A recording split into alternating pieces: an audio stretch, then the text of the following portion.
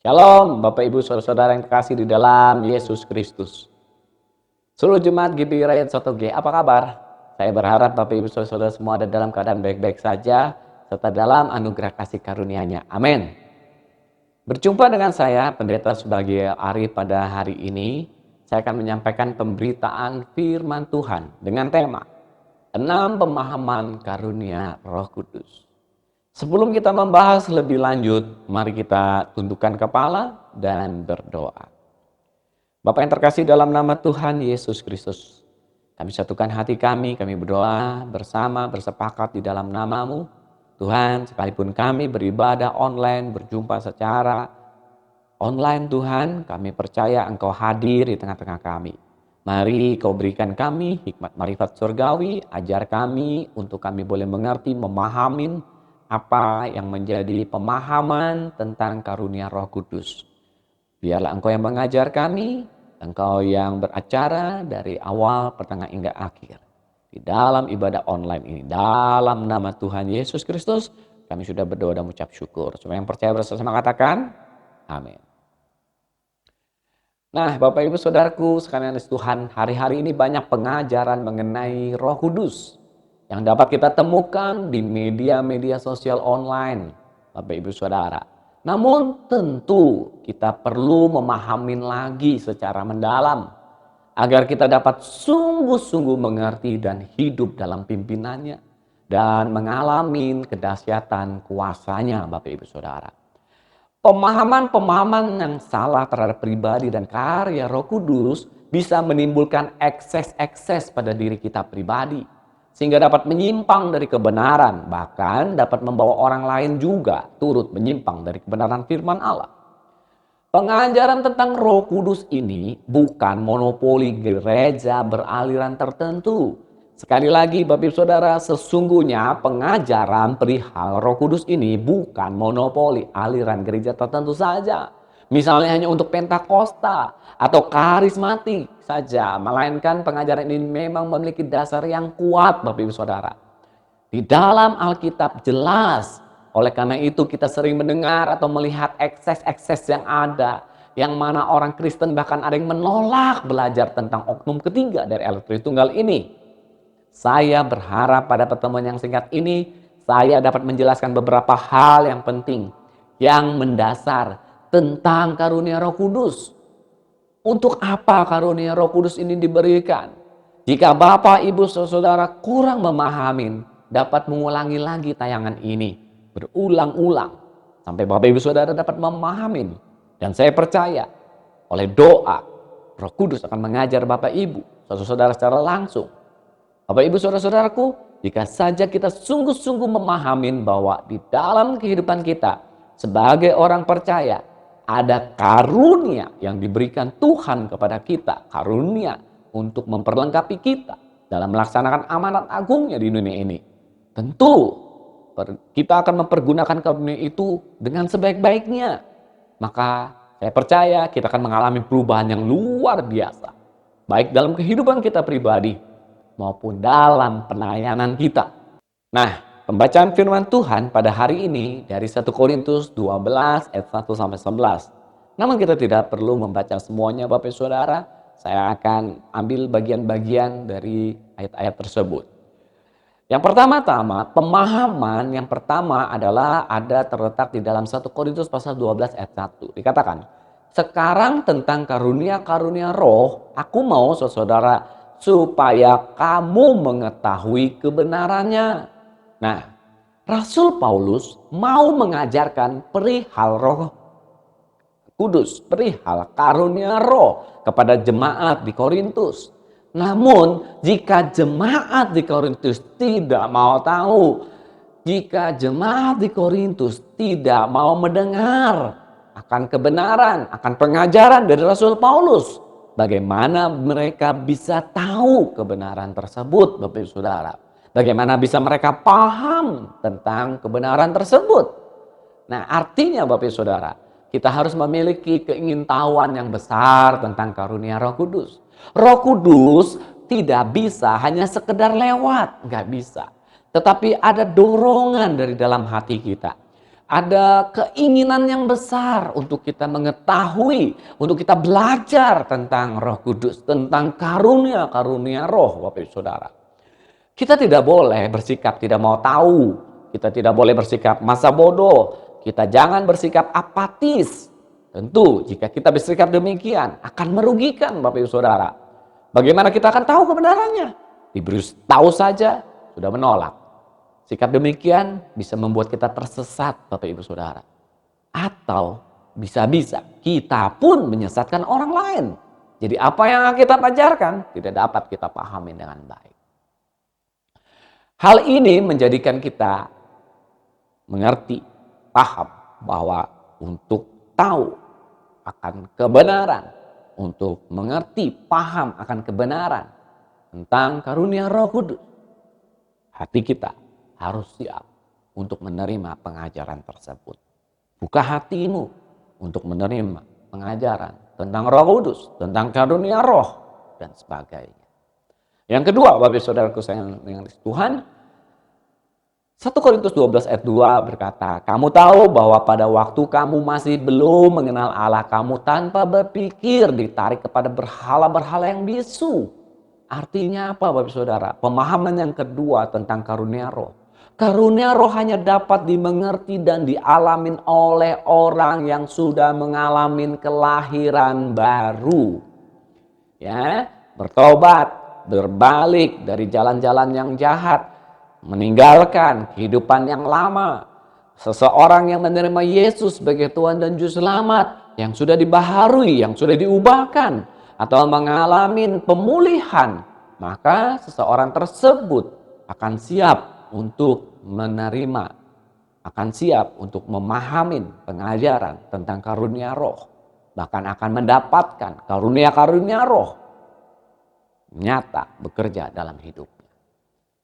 Nah, Bapak Ibu Saudaraku sayang Tuhan, kenapa kalau seseorang belum lahir baru, seseorang belum bertobat, seseorang belum menerima Yesus, seseorang belum diubahkan, dibaharui, dipulihkan, kenapa mereka tidak akan dapat memahami tentang karunia Roh Kudus? Bapak Ibu Saudaraku sekalian yang Tuhan, karunia Roh Kudus berbeda dari bakat atau keahlian tertentu yang bisa dipelajari. Karunia Roh Kudus bersifat ilahi, Bapak Ibu Saudara. Karunia Roh Kudus adalah pemberian dari Allah sendiri yang dampaknya jauh lebih dahsyat dari sekedar bakat atau keahlian.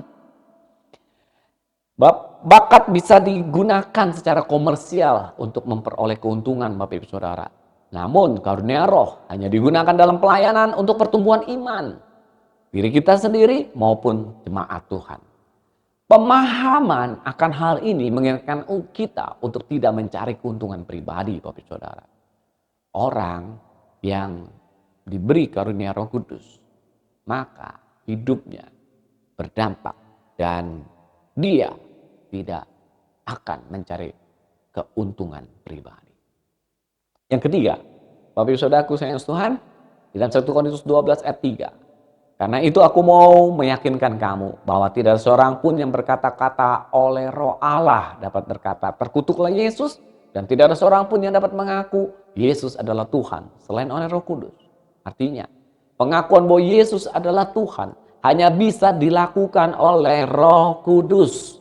Sehingga jika seseorang berkarunia Roh Kudus melainkan orang yang belum percaya, lalu menjadi percaya, yang sakit disembuhkan, yang terikat dibebaskan, dilepaskan, itu bukan karena kuat gagahnya, tapi karena Roh Kudus yang menjamah orang tersebut. Mengusir setan dan setan lepas, setan diusir dan segalanya. Itu semua oleh karena Roh Kudus dikerjakan oleh Yesus sendiri. Untuk apa? Untuk orang mengakui Yesus sebagai Tuhan dan Juru Selamat. Roh Kudus diutus oleh Bapa untuk bersaksi tentang Yesus Kristus agar semua orang percaya dan memuliakan Tuhan Yesus. Pemahaman ini Bapak Saudara agar kita tidak tinggi hati karena pujian yang diberikan oleh orang lain atas pelayanan yang memberkati mereka. Melainkan agar kita lebih mengasihi dan menaati Tuhan, mentaati Tuhan Yesus Bapak Ibu Saudara.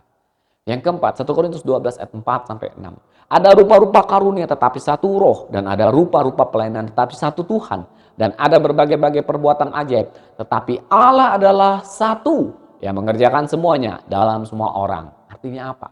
Terdapat rupa-rupa karunia, pelayanan, bahkan perbuatan yang ajaib, yang kesemuanya itu dikerjakan oleh Allah Tritunggal melalui kehidupan semua orang percaya yang dipercayainya, yaitu setiap orang yang dikarunia Roh Kudus. Jadi Tuhanlah yang mengerjakannya, bukan dari diri kita sendiri. Jika kita memiliki karunia roh tertentu, kita harus sadar bahwa kemampuan untuk mengobarkan karunia itu, kemampuan untuk melakukan atau mengerjakan karunia itu pun datangnya dari Tuhan sendiri. Jadi diri kita sama sekali tidak ada apa-apanya. Pemahaman ini akan mencegah kita jatuh akibat kesombongan. Kelima, Bapak Saudara, 1 Korintus 12 ayat 7. Tetapi kepada tiap-tiap orang dikaruniakan pernyataan roh untuk kepentingan bersama. Artinya kita gereja terdiri atas tubuh Kristus. Hal ini dapat digambarkan sebagai anggota-anggota pada tubuh kita yang berfungsi demi kepentingan seluruh tubuh. Ketika kaki bergerak, ia tidak bergerak sendiri, lepas dari tubuh kita, melainkan membawa tubuh kita. Semua yang dilakukannya bertujuan untuk kepentingan seluruh tubuh. Ketika mulut kita menikmati makanan dan minuman, itu juga harus demi kepentingan seluruh tubuh. Kita tidak boleh menikmati kelezatan makanan di mulut kita sendiri saja, tetapi kemudian mendatangkan penyakit bagi tubuh anggota lainnya. Pemahaman ini mengajarkan kita bahwa karunia Roh Kudus digunakan untuk kepentingan bersama, bukan untuk kepentingan pribadi. Keenam, 1 Korintus 12 ayat 11. Tetapi semuanya ini dikerjakan oleh Roh yang satu dan yang sama, yang memberikan karunia kepada tiap-tiap orang secara khusus, seperti yang dikehendakinya. Artinya, mengenai banyaknya karunia yang diberikan Tuhan kepada orang, tergantung pada kedaulatan Tuhan semata. Tuhanlah yang tahu untuk apa memberikan karunia tertentu, dan kepada orang tertentu pula. Oleh sebab itu, kita melihat ada orang yang memiliki banyak karunia roh, dan ada pula yang hanya satu karunia roh, tergantung kapasitas atau kemampuannya. Prinsipnya adalah jika kita setia dalam menjalankan hal yang Tuhan percayakan, dari yang kecil maka Tuhan akan mempercayakan hal yang lebih besar, Bapak Ibu Saudara. Pemahaman ini menjadikan kita agar tidak meniru-niru atau jangan menginginkan karunia roh yang tidak diperuntukkan bagi kita. Sudah ada 6 Bapak Ibu Saudara yang kita boleh pahamin pada hari ini. Nah, saya berikan beberapa jenis karunia roh yang tercatat di dalam Alkitab. Dalam 1 Korintus 12 ayat 8 sampai 11 ada 9 karunia. Yang pertama adalah karunia untuk berkata-kata dengan hikmat. Kedua, karunia berkata-kata dengan pengetahuan. Ketiga, karunia iman. Keempat, karunia untuk menyembuhkan. Kelima, karunia kuasa untuk mengadakan mujizat. Keenam, karunia untuk bernubuat atau karunia kenabian. Ketujuh, karunia untuk membedakan bermacam-macam roh. Yang kedelapan, karunia untuk berkata-kata dengan bahasa roh. Yang kesembilan, karunia untuk menafsirkan bahasa roh itu. Lalu dari Roma pasal 12 ayat 6 sampai 8 ada 7 karunia. Yang pertama, karunia untuk bernubuat atau karunia kenabian. Lalu yang kedua adalah karunia untuk melayanin. Yang ketiga, karunia untuk mengajar. Yang keempat, karunia untuk menasihati. Yang kelima, karunia membagi-bagikan sesuatu. Yang keenam, karunia kepemimpinan. Yang ketujuh, karunia berkemurahan. Lalu di dalam Efesus pasal 4 ayat 11 ada 5 karunia yang diletakkan atau pada jawatan. Jadi jawatan atau pejabatan di dalam gereja atau fungsi di dalam gereja maka ada 5. Yang pertama adalah karunia kerasulan, yang kedua karunia kenabian, yang ketiga karunia sebagai pemberita Injil, ya, yang keempat karunia penggembalaan, dan yang kelima karunia mengajar. Masih ada 8 karunia lagi. Yaitu 1 karunia pertolongan, 2 karunia kepengurusan, 3 karunia hidup lajang atau pertarakan seksual, 4 karunia hidup miskin secara sukarela, 5 karunia kesyahitan, 6 karunia memberi tumpangan, 7 karunia misionaris, dan ke-8 karunia pendoa syafaat, Bapak Ibu Saudara. Akhir kata, saya berharap Bapak Ibu Saudaraku tidak apatis, tidak alergi akan perihal pengajaran Roh Kudus. Namun seperti pesan Rasul Paulus pada 1 Korintus 12 ayat 31, jadi berusahalah untuk memperoleh karunia-karunia yang paling utama. Dan aku menunjukkan kepadamu jalan yang lebih utama lagi. Kita tidak perlu iri dengan karunia roh yang dimiliki orang. Jika belum memiliki karunia, maka mintalah Bapak Ibu Saudara. Maka kau akan diberi Bapak Ibu Saudara. Namun saya percaya, setiap orang yang percaya dan menerima Yesus sebagai Juru Selamat, pasti beroleh karunia Roh Kudus. Sekali lagi saya katakan, pasti beroleh karunia Roh Kudus. Maka itu Bapak Ibu Saudara, karunia Roh Kudus yang kita miliki, yang telah dipercayakan oleh Allah di dalam kehidupan kita. Jangan biarkan begitu saja. Bapak Ibu Saudara, karunia Roh itu memperlengkapi kehidupan dan pelayanan kita.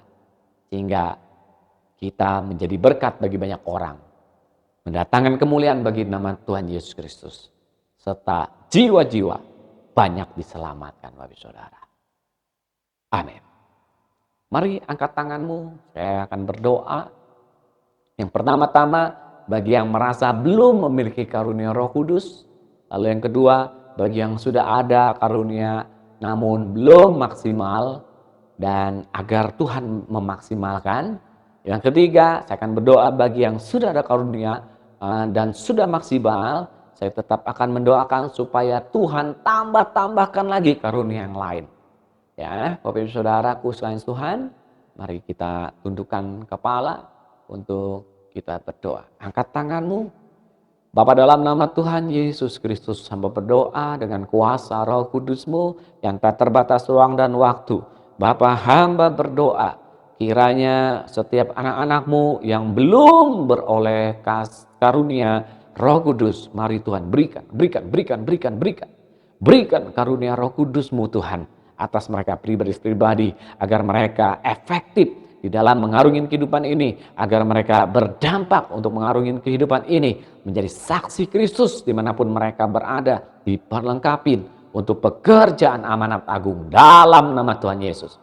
Dan juga yang sudah menerima karunia Roh Kudus, kiranya Tuhan Engkau pakai mereka, bangkitkan mereka, kobarkan Roh Kudus-Mu Tuhan di dalam mereka, sehingga Roh Kudus-Mu akan mengerjakan karunia-karunia yang sudah Kau berikan kepada anak-anak-Mu Bapa, sehingga mereka maksimal di dalam menggunakan karunia Roh Kudus. Hamba juga berdoa bagi yang sudah menggunakan karunia Roh Kudusnya, kiranya Kau tambahkan karunia Roh Kudus yang lain. Mari Tuhan tambahkan karunia Roh Kudus yang lain, sehingga mereka juga lebih dahsyat, lebih berdampak Tuhan, dan nama Yesus dipermuliakan dan jiwa-jiwa banyak dimenangkan.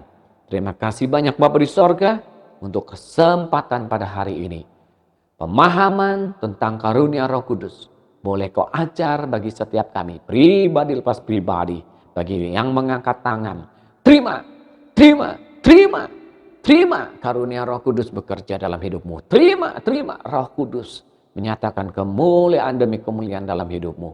Dalam nama Tuhan Yesus Kristus, kami sudah berdoa dan mengucap syukur. Amin. Shalom, Bapak Ibu Saudaraku sayang Tuhan, Tuhan Yesus memberkati.